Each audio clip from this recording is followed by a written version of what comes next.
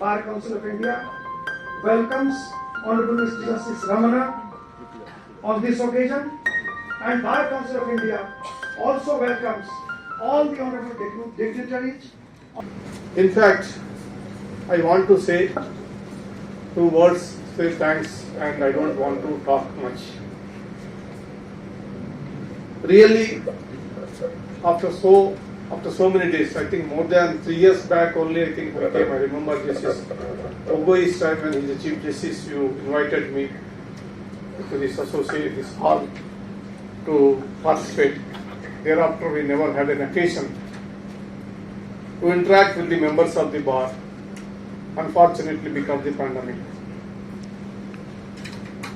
I had an apprehension that whether it is time again to go a physical meeting with all the members coming across the different parts of the country.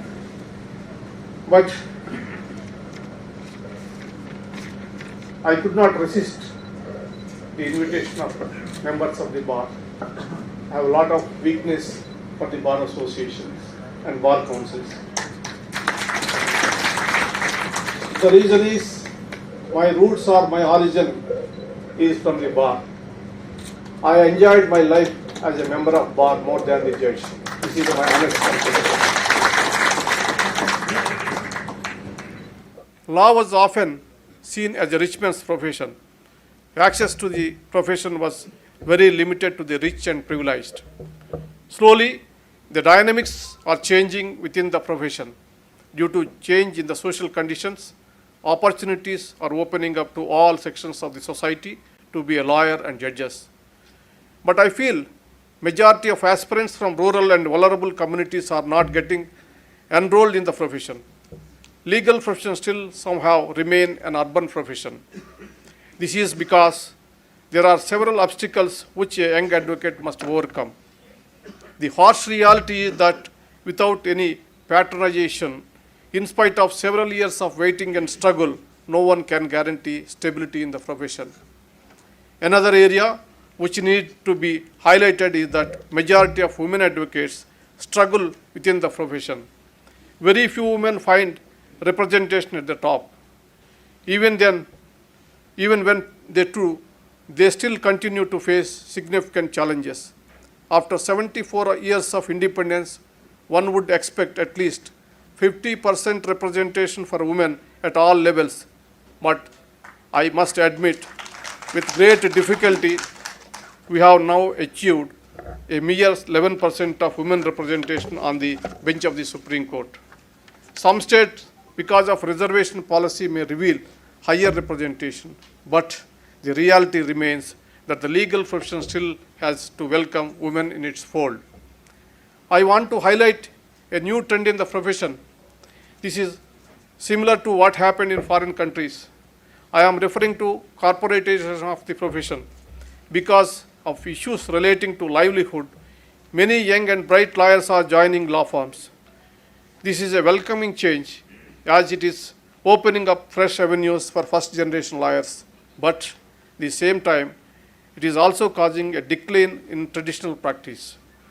Common people cannot afford quality legal advice at corporate prices, which is an area of concern.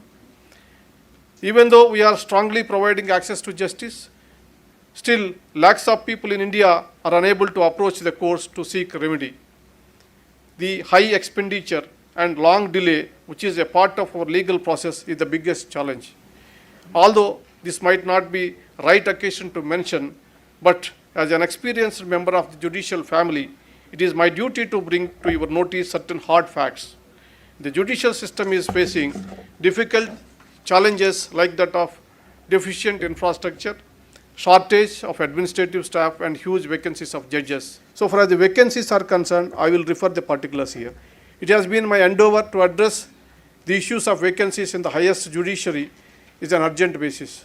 Here I must place on record my sincere thanks to my colleagues in the collegium, Honorable Justice Lalit, Honorable Justice Kanvilkar, Honorable Justice Dhananjay Chandrachud, Honorable Justice L.N. Rao, who have become active and constructive partners in this endeavor.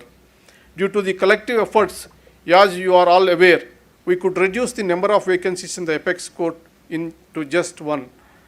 Similarly, after I took over, the collegium has recommended, if I am not wrong, yesterday, 82 names to various high courts.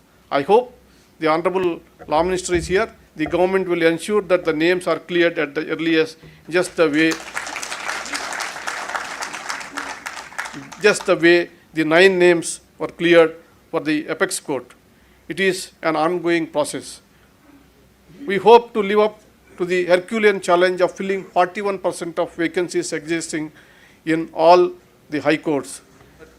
You all praised about the entire credit to me that I have done these appointments and all that. This is not my credit. I am not, even though Tendulkar, entire team has to work together, then only they will win the match. When I met Justice Ramanna for the first time, I did not know much about his personality. I did not know much about his background. But I had heard about him from my friends and of course from media. So in our first interaction only I realized that we have a Chief Justice of India whom we all have full trust and faith that he will do justice to his country and people of this great nation. The Chairman of the Bar Council of India had in detail described about his personality, that our Solicitor General, all the Honorable Supreme Court judges have said many things. So from my position, I don't have anything to add or delete or to make any amendment to what you all have said. If I try to do something, it will lead to a disaster in his personality. So I go with whatever you all have said. I really feel privileged to be part of this felicitation function. But let me appreciate the Supreme Court of India. During this very challenging time of COVID-19, you have set an example. I have told this in the Parliament of India also that Supreme Court of India and other nations, you have taken a full stride in your favor by taking up so many cases, so many important decisions during the challenging time for all of us. The Bar Council of India especially, I have to mention this. Your proactive step, particularly towards the advancement of legal education and legal profession, is praiseworthy. I can commit from this platform that I will support you in all possible manner in your efforts. And I would like to join you in many other occasions. Last month I also participated in the advisory board of the development of legal education and legal profession meeting, headed by, of course, our Honorable Chief Justice of India.